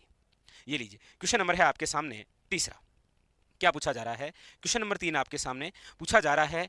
एक वाद्य यंत्र है जिसका नाम है टामक। टामक या इसे बोला जाता है दमामा। क्या बोलते हैं, दमामा। ये कौन से क्षेत्र में बजाया जाता है, तो याद रखिएगा ये जो वाद्य यंत्र है ये बजाया जाता है आपके बम नृत्य करते समय। और ये जो बम नृत्य है ये कहां पर होता है, तो याद रखिएगा मेवात क्षेत्र में। तो option number A is correct answer. एक वाद्य यंत्र जिसका नाम है टामक, उसका संबंध कौन से क्षेत्र से है, तो याद रखिएगा मेवात। क्वेश्चन नंबर है आपके सामने 4। क्या पूछा जा रहा है, देखिए क्वेश्चन नंबर 4 आपके सामने पूछा जा रहा है। रणथंबोर के शासक जिनका नाम है हमीर चौहान, किस वर्ष दिल्ली के सुल्तान जलालुद्दीन खिलजी की सेना के साथ प्रथम बार मुठभेड़ हुई थी। पूछ क्या रहा है कि रणथंबोर के शासक कौन है, हमीर चौहान। हमीर चौहान और दिल्ली के सुल्तान जलालुद्दीन खिलजी के मध्य प्रथम बार मुठभेड़ कब हुई थी, याद रखिएगा 1290 में। और वैसे आप जानते हैं कि दिल्ली के जो सुल्तान है जलालुद्दीन खिलजी, इन्होंने कई बार रणथंबोर पर अटैक किए लेकिन हमेशा असफल ही हुए। इसलिए जाते जाते रणथंबोर किले के बारे में कमेंट किया था इन्होंने कि मैं ऐसे 10 दुर्गों को मुसलमानों की एक दाढ़ी के बाल के बराबर भी नहीं समझता। ये कमेंट वही है जलालुद्दीन खिलजी वाला। तो 1290 याद रखिएगा पहली बार मुठभेड़ हुई। क्वेश्चन नंबर है आपके सामने 5। देखिए क्या पूछा जा रहा है, बहुत अच्छे अच्छे क्वेश्चन है सारे के सारे।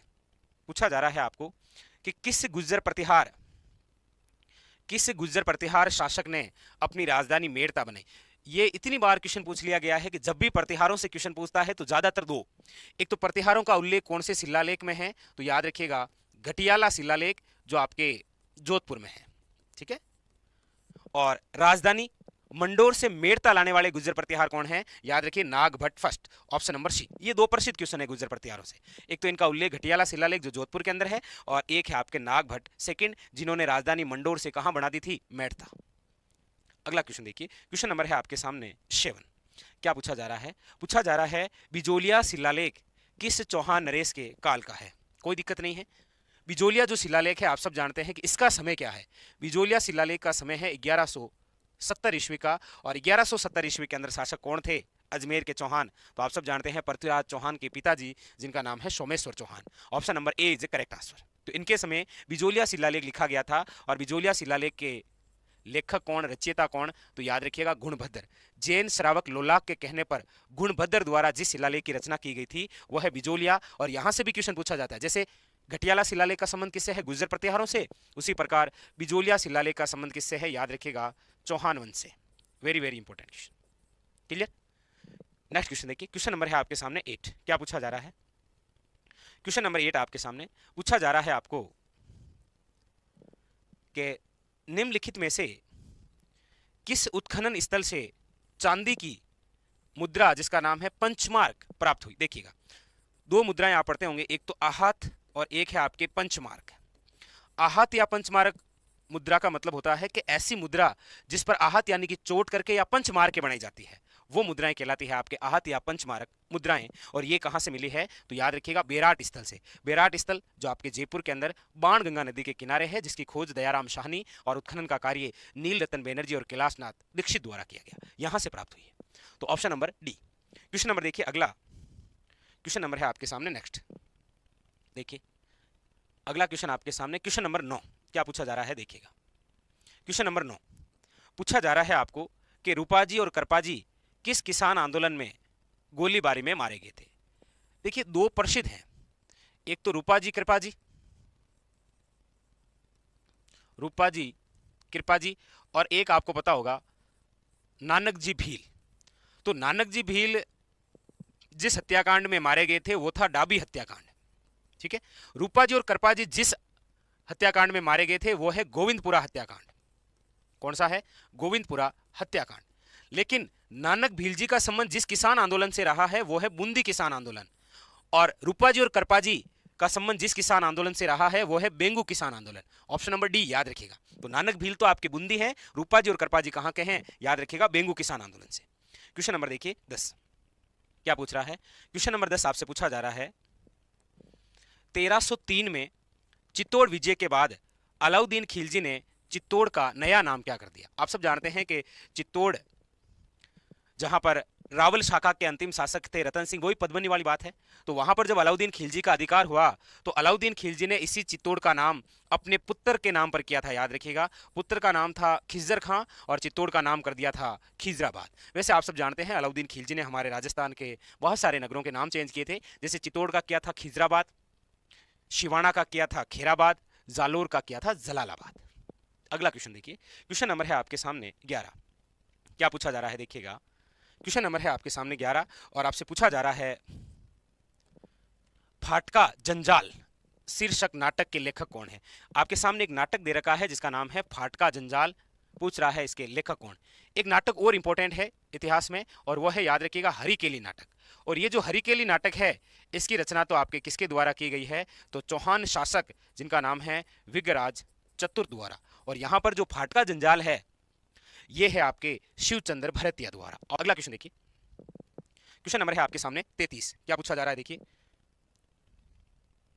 क्वेश्चन नंबर 33 बहुत अच्छे लेवल का क्वेश्चन है, बहुत ज्यादा इंपॉर्टेंट है। देखिएगा, पूछा जा रहा है आपको 2011 की जनगणना के अनुसार राजस्थान में ग्रामीण और शहरी आबादी की साक्षरता दर क्रमशः कितनी है। साक्षरता दर पूछ रहा है, वैसे नहीं पूछ रहा है कि राजस्थान की साक्षरता दर कितनी है, वो तो है ही आपके 66.1, लेकिन यहां पूछ रहा है राजस्थान में ग्रामीण। देखिए ग्रामीण की जो साक्षरता दर है वो तो है आपके 61.44, कितनी है 61.44, लेकिन शहरी आबादी की जो साक्षरता दर है 79.68। लेकिन यहां पर क्रम से पूछ रहा है तो देखना है पहले ग्रामीण वाली आनी चाहिए। अच्छा ऑप्शन नंबर ए तो है, option number A is correct answer. Option है, याद रखिए ऑप्शन नंबर बी, मध्य अरावली का भाग है अजमेर। कितना गहरे से पूछा हुआ क्वेश्चन है। मेरवाड़ा की पहाड़ियां जिला ना पूछ के क्षेत्र पूछा है। मेरवाड़ा की पहाड़ियां अजमेर में है क्योंकि अजमेर में अरावली को क्या कहा जाता है, मेरवाड़ा की पहाड़ियां, और अजमेर किसका भाग है, मध्य अरावली का। Option number B is correct answer. अगला देखिए, क्वेश्चन नंबर है आपके सामने नेक्स्ट, ये लीजिए भाई, क्वेश्चन नंबर आपके सामने आ गया है 37। क्या पूछा जा रहा है देखिए, क्वेश्चन नंबर है आपके सामने 37, ये लीजिए। पूछा जा रहा है आपको थारनवेट जलवायु वर्गीकरण के अनुसार राजस्थान के अधिकांश भाग जिस जलवायु प्रदेश में पाया जाता है वो कौन सा है। अच्छा देखिए, ये हमारा राजस्थान और इस राजस्थान के अंदर थारनवेट का पूछ रहा है ना, तो देखिए यहां पर तो है आपके ई डेस ये ई ए डेस डी, और यहां पर जो है वो है आपके डी ए डेस डब्ल्यू, और यहां पर जो भाग है वेरी वेरी इंपॉर्टेंट, याद रखिएगा, डी ए डेस डब्ल्यू, मतलब जो सर्वाधिक भाग है उसके बाद में डी बी डब्ल्यू भी है, और सर्वाधिक भाग है वो है आपके option number C is correct answer. ये आपके राज्य के पश्चिम भाग में हो गया और ये सर्वाधिक भाग में है, और ये आपके हो गया सी ए डब्ल्यू, याद रखिएगा यहाँ पर भी सी ए डब्ल्यू कौन सा है, सी ए डेस डब्ल्यू, ठीक है। ये हो गया आपके राज्य के दक्षिण पूर्वी भाग में। यहाँ पर पूछ रहा है थारनवेट जलवायु वर्गीकरण के अनुसार राजस्थान का अधिकांश भाग जिस जलवायु में, तो ऑप्शन नंबर सी है भाई, डी ए डेस डब्ल्यू,